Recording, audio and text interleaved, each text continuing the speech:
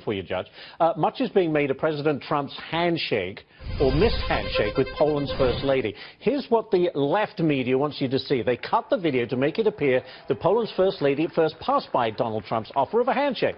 Interesting, but now here's the whole thing. This is what really happened. Here we go. Watch this.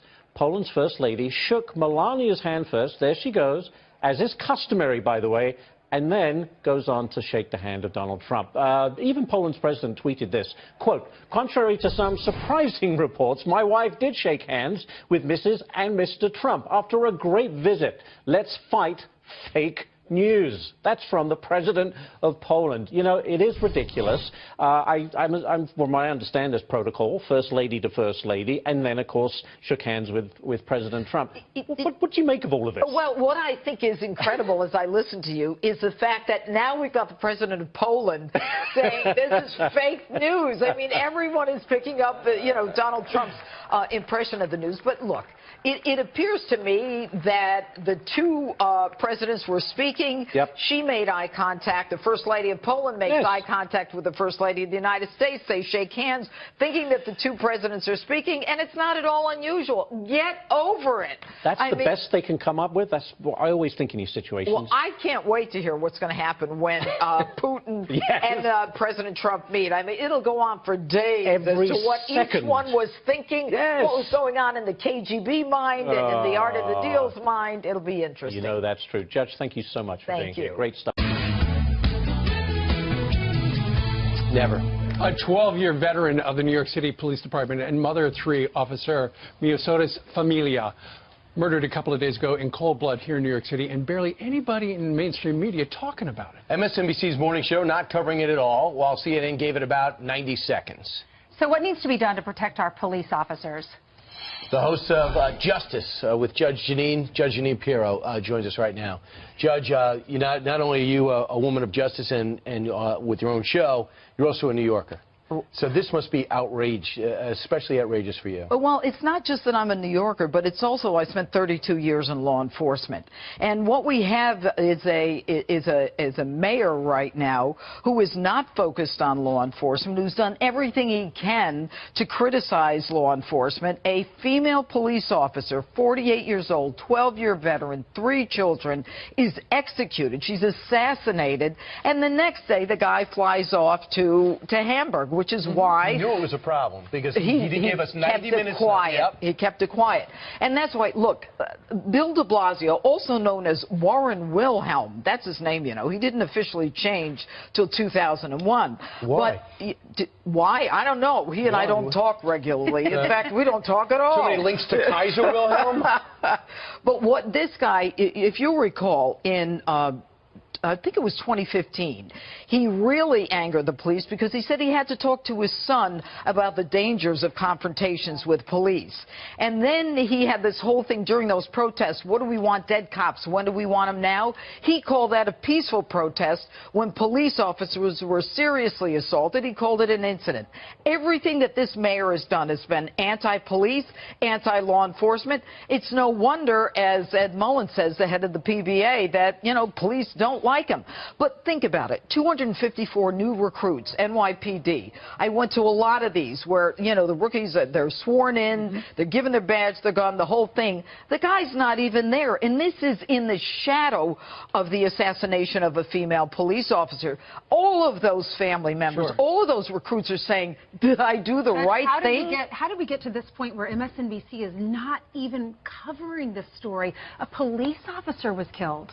Well, and a police officer, you would think that they might say, well, as a woman, a mother of 3, maybe we will, because it's not important to them. Law and order is not important to MSNBC. It's not important to the other channels, because it's all about, in their mind, Donald Trump, the victimization of police. They don't believe... They'd rather talk about his tweets than a police officer that is killed. And that's why they are quickly losing a lot of support among the American public. The American public knows they're fake news, and they're not only fake news, for the most part, they don't even cover the news. We want to watch you over the weekend. How do we do it?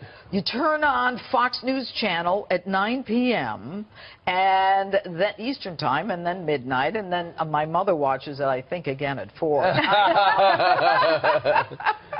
We've got a great show. We're going to be talking about what's going on today with Putin and the president, and of course Jason Chaffetz, Lee Zeldin, a bunch of great guests. Right, and we have the first video of the Vladimir Putin and President Trump meeting. Yeah. It's going to be great. Judge, great to see you. Your show is awesome. Thank you. Would you like to analyze this handshake? The way Yes, we're going to absolutely. analyze the Putin handshake. Thank you very much. We appreciate it. President Putin and I have been discussing various things, and I think it's going very well. We've had some very, very good talks. We're going to have a talk now, and obviously that will continue. But we look forward to a lot of very positive things happening for Russia, for the United States, and for everybody concerned. And it's an honor to be with you. Thank you. Thank you. Thank you, sir. Господин президент, я очень рад с вами встречаться, и мы с вами обсуждали уже целый ряд вопросов, и будем продолжать обсуждать целый ряд вопросов. И я с нетерпением ожидаю такой возможности. Я думаю, что это все будет позитив как для России, для Соединенных Штатов, так и для всех. И для меня большая честь с вами встречаться. Уважаемый господин президент, мы с вами несколько раз разговаривали по телефону. Your Excellency, Mr. President, we spoke over the phone with you several times. И по очень важным вопросам двухсторонней повестки дня и международной. On very important bilateral and international issues. Конечно, телефонных разговоров недостаточно. Well, phone conversation is never enough, definitely. Если мы хотим решать вопросы позитивные двухсторонней повестки дня и наиболее важные острые вопросы на международной повестке, то, конечно, такие встречи личные необходимы.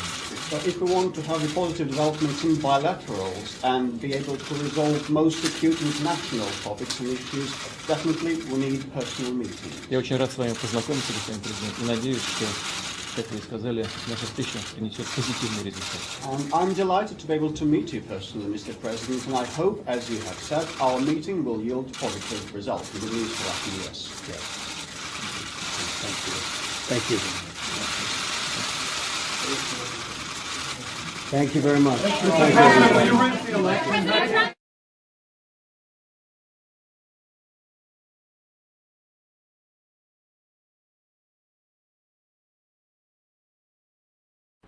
My fellow Americans, here at the White House, we are dedicating the month of July to three of our favorite words, made in America.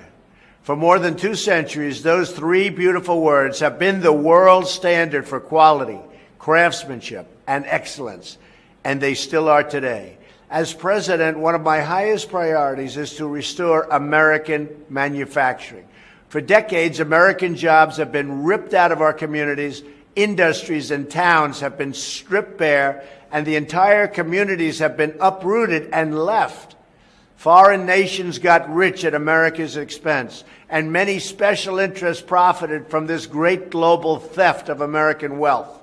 Since taking the oath of office, our government has adopted a new philosophy, America first. And believe me, it's about time. The era of economic surrender is over, and a new national pride is sweeping across our land. You see it. I see it. We all see it. Industry confidence has soared to the highest level ever recorded. One of my first acts was ordering all federal agencies to enforce 2 simple rules: buy American and hire American. We want to build with American workers and with American iron, aluminum, and steel. We're also tearing down every possible barrier to domestic energy production to unleash the full power of our economy. The American people will finally be allowed to tap into the vast energy wealth sitting right beneath our feet or right below our shores. We have also sent a clear message to the world that we will not allow other nations to take advantage of us any longer.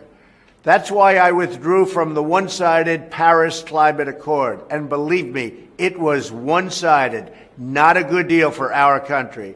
And the job-killing Trans-Pacific Partnership. And that's why we are pursuing a total renegotiation of NAFTA. And if we don't get it, we will terminate, that is, end NAFTA forever. Every other nation on earth protects its own interests.